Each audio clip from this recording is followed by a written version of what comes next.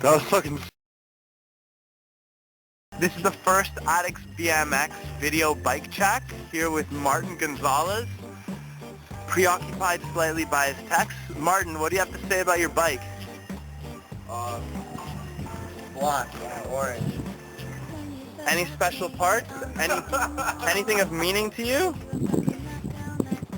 Oh, not really. Nothing special. I thought Short you... crank, yeah. That's Short cranks. You're not a flatlander though, right? And you have no intentions of flatlanding. Oh, we're missing a bunch of spokes on the back wheel here. I got a couple 540 attempts, right? Oh, and look at this. Oh, look at that. Look at that. It's a fresh broken one. Oh That's my good. god. That's probably from right now. And what about the seat? What's this seat? Do you like guns? Do you promote gun violence? Oh, whoa, wait a minute. What is that? Let's try and get a better angle of that.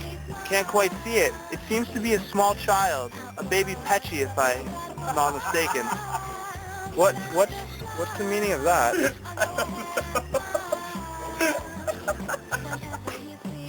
And that wraps up our first video interview with adxbmx.